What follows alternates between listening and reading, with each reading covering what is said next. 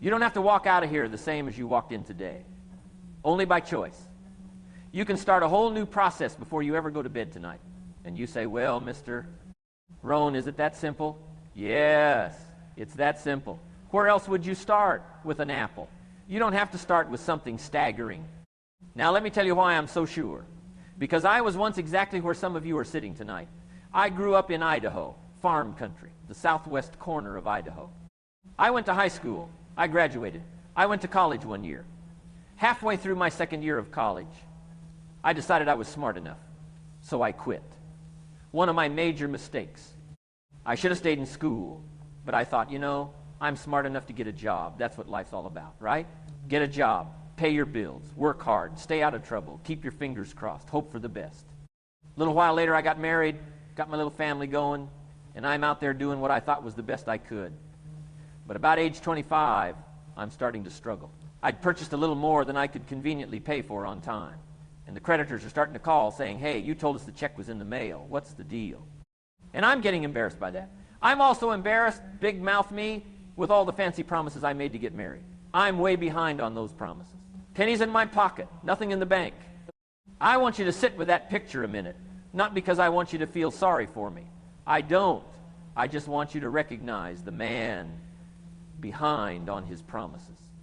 A little embarrassed when the phone rings, working hard and getting nowhere. 25 years old with a beautiful family and every reason to do well. And messed up. You have messed up. Maybe you have. That's all right. I had too. The question isn't whether you've messed up. The question is what you're going to do about it. Now here's the part I want you to lean in for. If someone would have asked me at age 25, Mr. Rohn, how come you're not doing well? It would not have occurred to me to blame my philosophy. I found it much easier to blame the government, much easier to blame the tax problem. I used to say taxes are too high. Top tax rate when I first started paying taxes, 91%. So I used to say that's too high. I used to blame the traffic, the weather. I used to blame circumstances. I used to blame the company policy. I used to say, if this is all they pay, how do they expect you to do well? I threw all that old excuse stuff away. Some people found it, though, and they're using it these days. My old list, here's what I want you to understand. You don't need a better economy. You need a better philosophy. And then the miracle happened for me. Good fortune came my way. And who can explain good fortune? I don't know. My good fortune was, at age 25, I met a very wealthy man. His name was Mr. Schoaf, Mr. Earl Schoaf. A friend of mine had gone to work for him, and he started telling me about this man. He said, you got to meet this man I've gone to work for. He's wealthy, but he's easy to talk to. And he's got a unique philosophy of life. Sure enough, shortly after that, I had a chance to meet this remarkable, wealthy man. And I was impressed. He was wealthy. Sure enough, he was easy to talk to. I was so intrigued. Within a few minutes, I said to myself, if I could be like him, farm boy from Idaho, if I could be like him, I'd give anything. A few months later, this wealthy man took a liking to me, hired me, gave me a job, and I spent the next 5 years in his employ. And then, unfortunately, he died at the end of that period at age 49. His last 5 years, but the first 5 years of my new life, and my dream came true. He coached me. He taught me. He taught me the books to read. He taught me the disciplines. He taught me the changes to make in my language and personality. By the time I'm 31, I'm a millionaire. Now somebody says, well, Mr. Rohn, what happened? Well, strangely enough, during that second 6 years of my economic life, the government was about the same. Taxes were about the same. My negative relatives were the same. The economy was about the same. Prices were about the same. Everything else was about the same. Circumstances were about the same. Then how come I got rich? I was not the same. That's the whole talk, really. The circumstances didn't change. I changed. And when I changed, everything changed for me. Let me sit you down where Mr. Schoaf sat me down, because this is the day my whole life turned. One day. He said, well, Mr. Rohn, let's just go through a little summary here. He said, in the last 6 years, how much money have you saved and invested? I said, what? 0. He said, you have messed up. He said, how many books have you read in the last 90 days? I said, what? 0. He said, you have messed up. He said, in the last 6 months, how many classes have you taken to improve your skills? I said, how many? 0. He said, you have messed up. Now here's a man who could have shamed me into the ground. But he didn't leave me there. because here's what he handed me next, and I've carried it for 40 years. He said, here's the secret, Mr. Rohn. Learn to work harder on yourself than you do on your job. Once I got that, it turned my life around. He said, if you work hard on your job, you'll make a living. If you work hard on yourself, you can make a fortune. Think about it.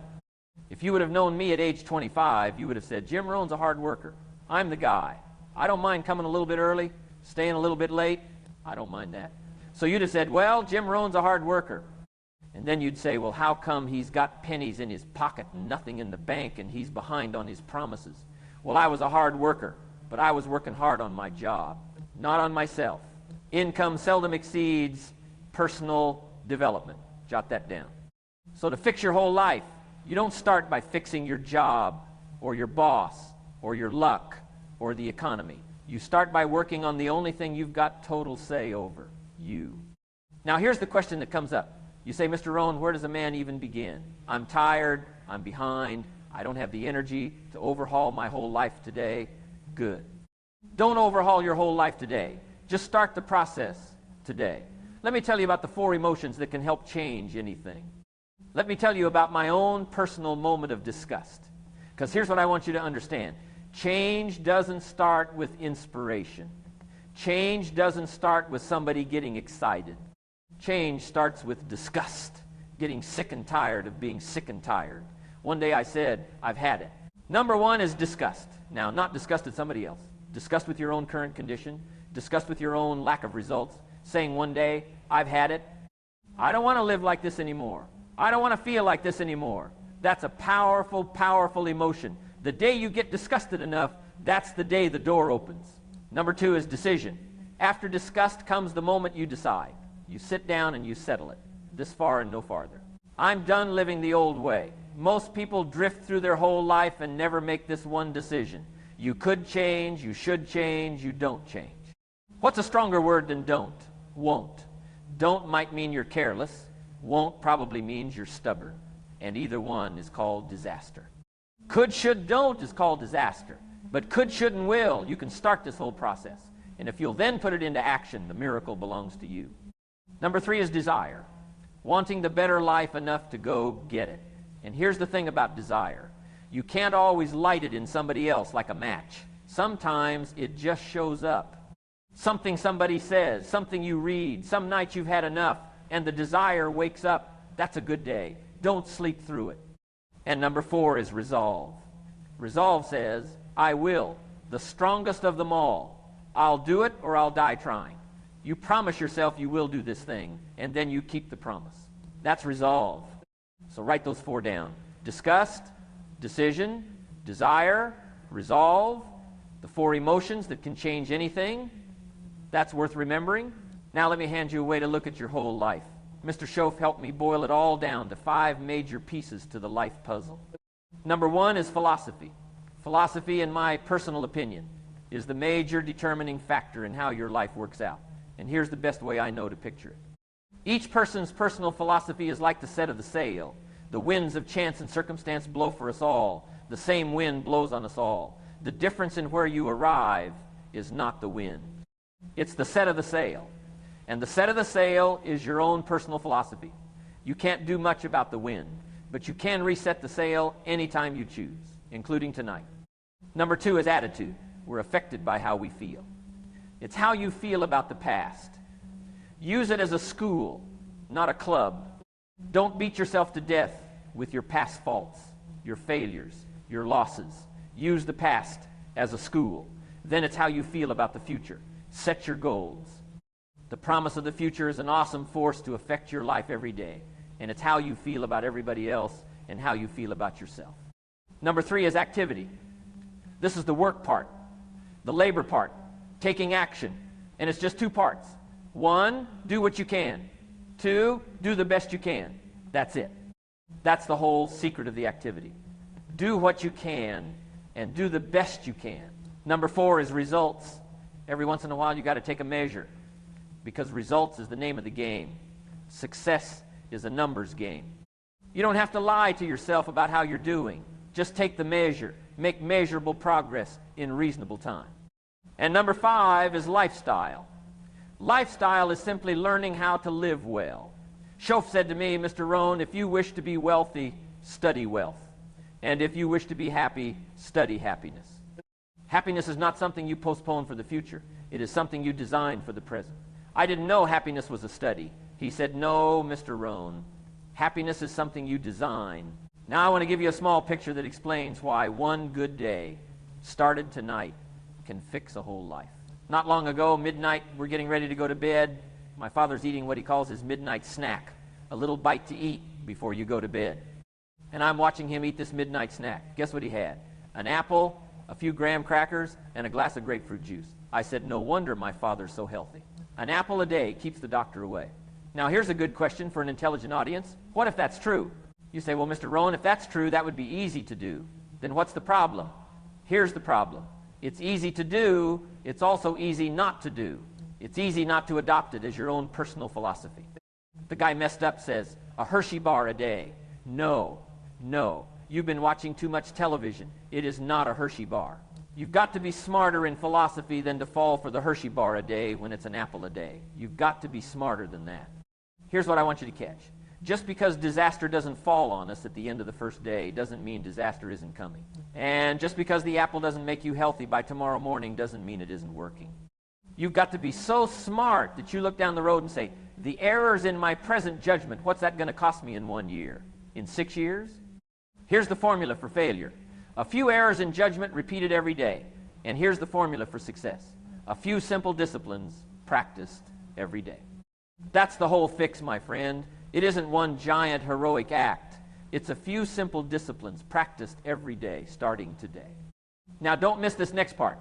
This is the hard line, and then I'll hand you the way up. We must all suffer one of two things, the pain of discipline or the pain of regret. And the difference is, discipline weighs ounces. Regret weighs tons. The discipline of the apple tonight weighs ounces. The regret of the Hershey bar 6 years from now, when you're explaining instead of celebrating, weighs tons. You're going to feel one or the other. You don't get to skip the feeling. You only get to choose which one. That's the sting. Here's the handout. You get to choose. You've been given the dignity of choice. The goose can't. In the winter, the goose can only fly south. What if south doesn't look too good? Tough luck. It can only fly south. But you're not a goose. You can turn around, go north, go east, go west. You can order the entire process of your own life. All life forms strive to the max of their potential except human beings. But a man's been given the choice. And choice is what you'll use before bed tonight. Now let me tell you how fast a life can turn when a man decides to change. A man walked up after one of my seminars. He said, Mr. Rohn, you've really gotten to me. He said, I'm going to change my philosophy. I'm going to change my attitude. I'm going to change my life. He said, you'll hear about me. Sure enough, a few months later, I come back. He said, one of the things I decided to change was my relationship with my family. He said, my wife and I have 2 lovely teenage daughters, and I'm the only one that's given them trouble. These daughters of ours have never given us any trouble. They love to go to the rock concerts, and I'm always giving them trouble. They have to beg me for the money. I'd say, I don't want you to go. Music's too loud. You're going to ruin your hearing. But he said, after I left your seminar, I decided to change. Not long ago, I picked up the newspaper, and I saw an advertisement. One of their favorite performers was coming to town. He said, guess what I did? I went down and bought the tickets myself and brought them home and put them in an envelope. And when I saw my daughters later that day, I handed them this envelope and I said to my 2 lovely daughters, you may not believe it, but inside this envelope are 2 tickets for the upcoming concert. And he added, you'll be happy to know your begging days are over. They go to the concert. Come concert time, they open the envelope, hand the tickets to the usher. He says, follow me. And he starts down front. The girls say, hey, hold it, something must be wrong. He takes another look, says, no, nothing's wrong, follow me. 10th row, center. See, the only tickets those girls had ever been able to beg for was 3rd balcony. Can't see. He said, I stayed up a little late that night. Sure enough, a little after midnight, my 2 daughters come bursting through the front door. One of them lands in my lap. The other one's got her arms around my neck. And they're both saying, you've got to be one of the all-time world's great fathers. He said, Mr. Rohn, you're right. I can't believe it. Same money, different father. Same money, different father. You hear that? He didn't make more money to become a great father. The price of those tickets was a few dollars he already had. What changed wasn't his bank account. What changed was the man. And it happened in about one afternoon. Because one day he decided, Mr. Schoaf said to me, Mr. Rohn, if you're getting your shoes shined, and the shoe shine boy's done an exceptional job, you look down, you've got one of the world's all-time great shines. and you pay him, now you've got a little change in your hand. And a question pops into your mind. Should I give him 1 quarter or 2 quarters as a tip? Here's what Shoaf said. If 2 amounts pop into your mind, always go for the higher amount and become the higher thinking person. He said, if you're thinking 1 quarter or 2 quarters and you say, well, no, I'll just give him 1 quarter, he said, that'll affect you the rest of the day. The rest of the day, you'll look down, see this great shine, and you'll say, I've got to be really cheap. 1 lousy quarter for a tip from a shine like that. But he said, if you'll go for the 2 quarters, you can't believe the extra happiness you can buy for just an extra quarter. That helped change my life. An extra quarter. That's called studying and practicing the art of lifestyle, which means living well. You don't fix your life with a fortune. You fix it with a quarter made in the right direction over and over. Now somebody in this room is thinking, but Mr. Rohn, I've been hearing good advice my whole life and nothing changed. So why would tonight be any different? Fair question, and I've got an honest answer, and you're not going to like part of it. Here's what's interesting. The same wind blows on us all. Same opportunity, same economy, same marketplace, same books are available, same schools, same information, same seminar. So how come one person sits there, picks up the disciplines and transforms his life, and another sitting right next to him hears the same word, shrugs, goes home and does nothing? I used to lie awake at night trying to figure that out. I don't anymore. I've got peace of mind now. I can sleep like a baby. I just take the simple approach. Some people do and some people don't. That's about as profound as my philosophy is. Out of 10, maybe 3 do, 7 don't. So here's the hard line. Tonight you get to pick which one you are. Nobody can pick it for you. And here's the hand-up. Being one of the 3 isn't about being smarter or luckier than the 7. It's just a decision. The 3 decided. That's the only difference. And you, my friend, are fully capable of deciding. I believe that about you more than you believe it about yourself right now. That's all right. I'll carry the belief until you can carry it yourself. Now let me bring it home. Because the title of tonight is How to Fix Your Whole Life in One Day, and I don't ever want to sell you something I can't deliver. So let me tell you exactly what I mean. I don't mean you'll be rich by tomorrow morning. I don't mean your debts vanish overnight. There's no Hershey bar version of this. The day you decide is the day everything turns. The fixing takes seasons. But the turning, the deciding, the setting of the sail, that happens in a day, in an hour. And that 1 hour governs all the seasons that follow. Because life and business is like the seasons. You cannot change the seasons, but you can change yourself. There'll be winters, all kinds of winters. The winter when you can't figure it out. The winter when it all goes wrong. And here's what you can do with the winters. You can't get rid of January by tearing it off the calendar. But you can get wiser and stronger and better. Don't wish away the winters. That's naive. And don't wish it was easier. Wish you were better. Don't wish for fewer problems. Wish for more skills. Then the spring will come. Spring follows winter every year, 6,500 times. Those are good odds. And spring is opportunity. But you got to take advantage of it. Everybody in this room's got to learn one of 2 things. Plant in the spring or beg in the fall. So here's what I want you to decide before your head hits the pillow tonight. Not your whole life. Just the set of the sail. Just the apple. Pick one simple discipline you can practice every day and start it tomorrow. 1 book. Mr. Shoaf said, the book you don't read won't help. So take your present apartment, clean out a closet, call it your library, and start acting intelligent. Begin 1 journal. Don't trust your memory. If you come across something valuable, write it down. And make 1 decision about the kind of person you're going to become. The way that Father did in 1 afternoon. For things to change, you have to change. If you will change, everything will change for you. What you have at the moment, you've attracted by the person you've become. To have more, you simply have to become more. And you say, well, Mr. Rohn, is it that simple? Yes, it's that simple. Where else would you start?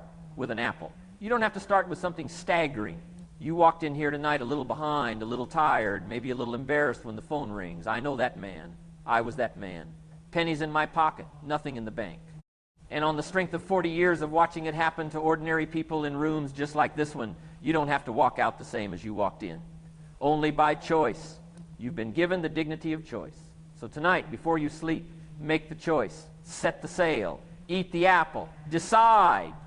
And 6 months from now, 6 years from now, somebody's going to walk up to me and say, the things you shared that night got me thinking, and I started making some changes, and let me tell you what's happened to my life. And that'll make it worth it for me. Not the money, the return, something you can't buy with money. I hope it's you.